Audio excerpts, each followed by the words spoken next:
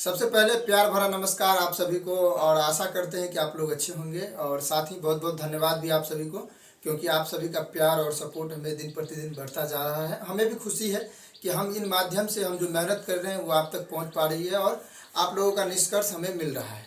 चलिए आगे की बात करते हैं। हम लोग जो आज हम लोग पढ़ेंगे उनके बारे में समझते हैं। हम लोगों ने राज्य की नीति निर्देशक तत्व यानी भाग 4 को पढ़ लिए थे, संविधान के जो भाग 4 थे उनको पढ़ लिए थे। हम लोगों ने देखा था पहले ही कि भाग 4 में एक क जोड़ा गया है, यानी 4 का क जोड़ा गया है, जिसमें मौलिक कर्तव्य कहिए या मूल कर्तव्य कहिए, इनको ऐड किया गया, जिसे इंग्लिश में फंडामेंटल ड्यूटीज कहा जाता है।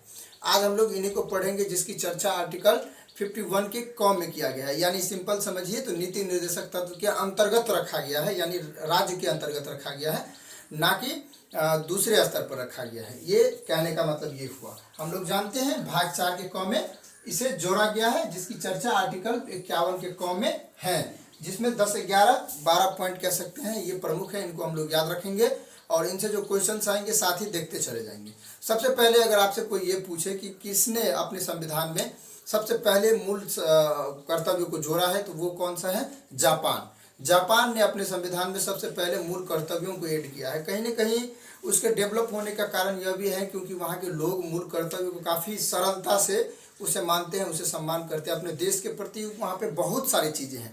जैसे मैं IITian हूँ तो मैं देश को पहले सेवा करूँगा, पहले कुछ वर्ष, इसके बाद दूसरे देशों में जाऊँगा काम करने के लिए। तो भारत में ऐसा नहीं होता है।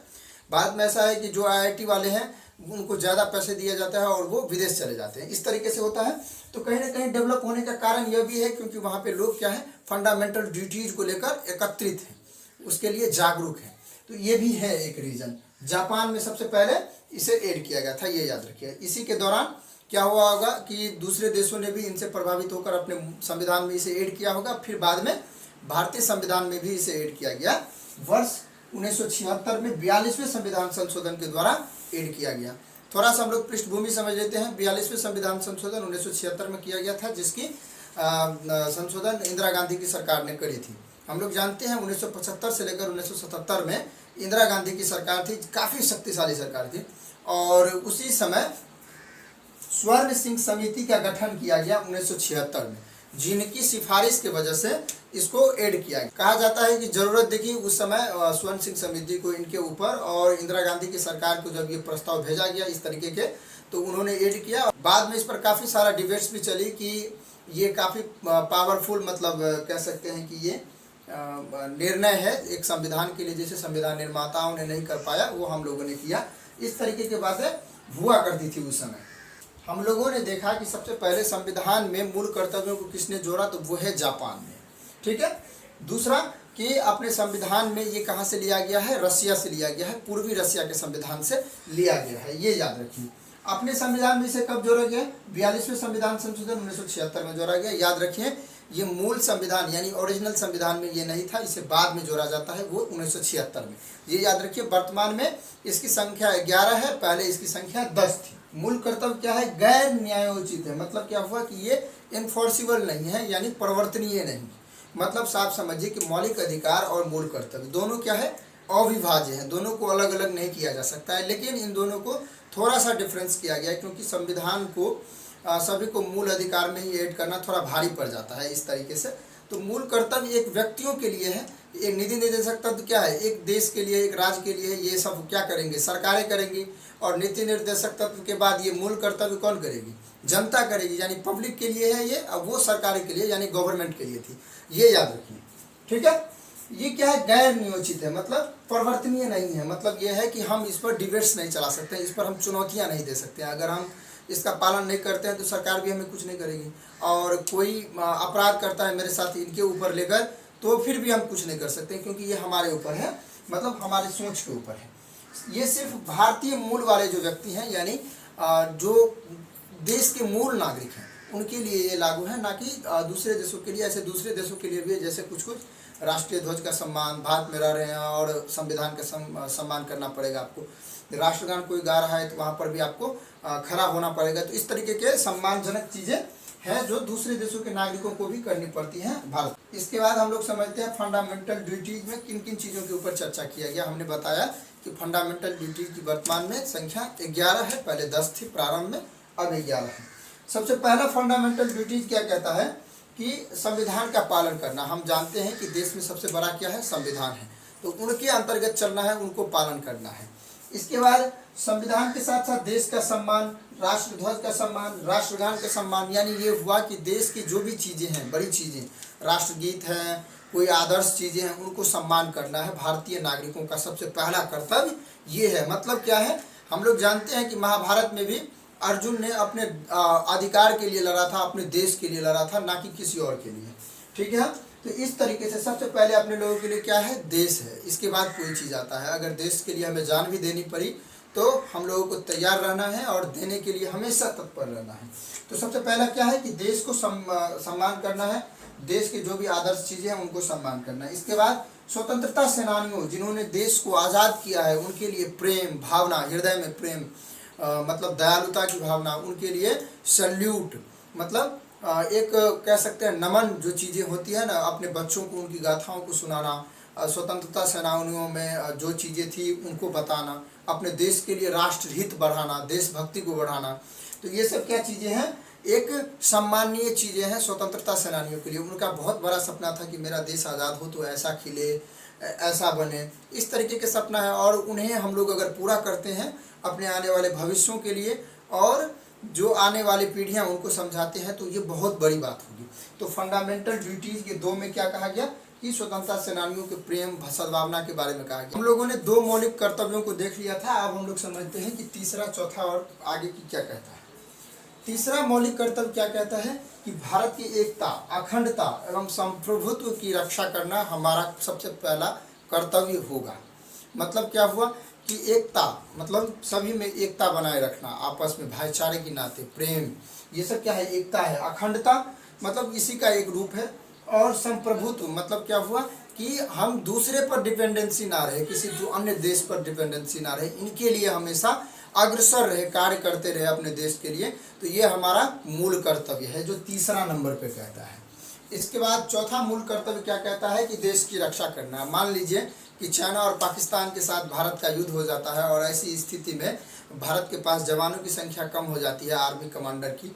तो इन सभी परिस्थितियों में जो जवान है भारत में, जो युवा व्यक्ति हैं, युवा हैं, उसके मूल कर्तव्य है कि वह जाए और देश की सेवा करे, देश की सेवा में अपने जान को दे दे। तो ये क्या है, मूल कर्तव्य है। ये चौथा मूल कर्तव्य के रूप में इसे कहा गया। इसके बाद पांचवा, सभी गलत प्रथाओं का त्याग करना जो किसी अन्य को क्या करती हो, ठेस पहुंचाती हो। जैसे महिलाओं को ठेस पहुंचाना, निम्न वर्गीयों को ठेस पहुंचाना, दलितों को गलत भाव से देखना, तो ये सब क्या है, ऐसी सभी प्रथाओं को त्याग कर देना, ये अपना कहता है पांचवा मूल कर्तव्य। इसके बाद छठा मूल कर्तव्य कहता है कि हमारी सामाजिक, सांस्कृतिक और जो भी महत्व है, गौरवशाली महत्व है, उनको बनाए रखना। इन कोरोना के दौरान हम लोगों ने देखा कि दुनिया को भारत ने सिखाया नमस्ते भारत, यानी नमस्ते करने का जो स्टाइल है भारत का, वो दुनिया के बीच में पहुंचा और दुनिया को दिखाया कि भारत में एक ऐसी प्रथा है, एक ऐसी गौरवशाली महत्वाकांक्षी संस्कृति है जिनका वर्णन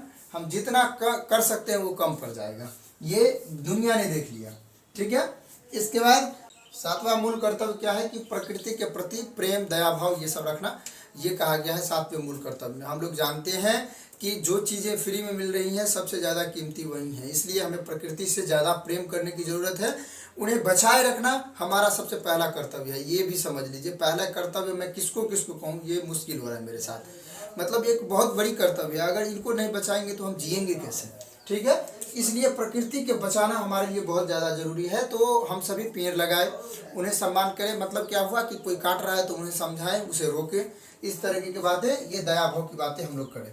इसके बाद आठवां मूल कर्तव्य क्या कहता है कि वैज्ञानिक दृष्टिकोण में जो भी चीज़ें हैं, वैज्ञानिक दृष्टिकोण से जो आगे बढ़ रही हुई चीज़ें हैं, उनके प्रति जागरूक रहना, ज्ञानार्जन में सुधार। मतलब क्या हुआ कि जो हम ज्ञान अर्जन कर रहे हैं उनके बीच सुधार होना चाहिए, ऐसी ज्ञान होनी चाहिए जिनसे सभी को क्या करे, सम्माननीय व्यक्त करे। ऐसा दूसरे देशों में है कि अगर आप मूल कर्तव्य को नहीं मानेंगे तो आपको क्या होगा, सजा मिलेगा, यानी दंडनीय अपराध माना जाएगा। लेकिन कुछ मूल कर्तव्य भारत में ही भी हैं जो नहीं मानेंगे आप तो उसके लिए दंडनीय माना जाएगा, लेकिन इस तरीके से नहीं है, पूरे के लिए नहीं है, ये समझिए। तो वैज्ञानिक दृष्टिकोण से हमें मानववाद, ज्ञानार्जन में सुधार की भावना हमेशा रखनी है। इसके बाद नम्मा मूल कर्तव्य क्या है? सार्वजनिक संपत्ति को सुरक्षित रखना। हम लोग जानते हैं कि सार्वजनिक संपत्ति बहुत महत्वपूर्ण है। अगर आप देखेंगे तो देश में सार्वजनिक संपत्ति को बचाना एक गरीबों के कल्याण करने के बराबर है। थोड़ा सा समझिए कि आज पानी का बोतल बिक रहा है, लेकिन जहाँ पर पानी नहीं मिल रहा है वहाँ पर सरकार क्या कर रही है? मुहैया नहीं करा पा रही है। ऐसे कंडीशन में लोग, वहाँ के गरीब लोग पानी पीने के लिए तरस जाते हैं, और जो निजी कंपनियां हैं वो इतने पैसे लेते हैं कि वो अपने कमीज तक नहीं खरीद पाते हैं। ऐसी स्थिति भारत देश में भी है, कई राज्यों में, कई भागों में। ये आप गौर से समझिए। इसलिए सार्वजनिक संपत्ति को क्या करना है? सुरक्षित रखना है। ये हमारा पहला, किसे मैं पहला कहूँ, मैं बार बार कह रहा हूँ, ये मतलब बहुत बड़ा अधिकार है, हमारा मूल कर्तव्य है। इसे मानना ही हमें चाहिए और इसका बचाना ही हमें चाहिए। इसके बाद 10वां, राष्ट्र के ऊंचाई पर ले जाने के लिए निरंतर प्रयास। मतलब क्या हुआ कि राष्ट्र को ऊंचाई पर हम कैसे ले जा सकते हैं? पहले खुद तो पहुंच जाए। मतलब क्या हुआ कि पहले हम खुद मेहनत करें और राष्ट्र को आगे ले जाने के लिए आगे बढ़े। जैसे आज पीवी सिंधु, टोक्यो ओलंपिक है, पीवी सिंधु बैडमिंटन में थी। ये सब क्या कर रही है? देश का नाम रोशन कर रही है। आज श्री राम की कलश उठाकर भारतीय नारी की गौरव बढ़ा रही है। तो इस तरीके की बात क्या कर रही है? राष्ट्र को ऊंचाई को ऊपर ले जाने के लिए बात कर रही है। जैसे कोई शिक्षक है तो वो देश में ऐसी शिक्षा प्रदान करे जिनसे देश की ऊंचाई बढ़ती चली जाए, उनकी गौरव दुनिया देशों में चले जाए। तो इस तरीके की बात मतलब 10वें मूल कर्तव्य में कहा गया। इसके बाद 11वां, 6 से 14 वर्ष के बच्चों को शिक्षा प्रदान करना, शिक्षा के अवसर प्रदान करना। हम लोग जानते हैं इनको, इसे 86वें संविधान संशोधन 2002 में जोड़ा गया कि 6 से 14 वर्ष के बच्चों को शिक्षा उपलब्ध करवाना भारत के लिए एक बहुत बड़ा जिम्मेदारी है, भारत देश के लिए। क्योंकि यहाँ पर गरीब राज्य बहुत ज़्यादा है, तो उनको शिक्षा उपलब्ध कराना एक बहुत बड़ा कर्तव्य भी बनता है। ऐसे अवसर में हम सभी को, अगर कोई बच्चा है तो उसे प्रेरित करना चाहिए कि हमें मतलब जाओ शिक्षा ग्रहण करो। इस तरीके से उनसे प्रेम भरी बातें करनी चाहिए। ये सभी महत्वपूर्ण है। और थोड़ा सा मैं बात कर लूँ, एक टॉपिक है और एक पॉइंट समझिए, तो वो है वर्मा समिति। कौन सा? वर्मा समिति, जिसकी गठन कब किया गया था? 1999 में। ये महत्वपूर्ण मूल कर्तव्य है, उनको मानना ही पड़ेगा। अगर वो नहीं मानते हैं तो ऐसी कंडीशन में कुछ दंडनीय अपराध भी माना जाएगा। जैसे समझिए कि पहला जो मूल कर्तव्य था उसे नहीं मानिएगा तो आपको दंडनीय अपराध माना जाएगा। तो इस तरीके की चीज़ें वर्मा समिति 1999 में कहा गया है, जो 5-6 पॉइंट के रूप में है। हम लोगों ने इनको समझ लिया है। चलिए, यही आशा रहेगी हमारी कि आप सभी को ये सभी चीज़ें समझ में आ गई होंगी, और आपका जो डाउट्स होगा वो हमेशा आप लोग क्लियर करते चलिए, और जो भी क्वेश्चंस है ऑब्जेक्टिव पेपर वाला उनको आप लोग बनाते चलिए।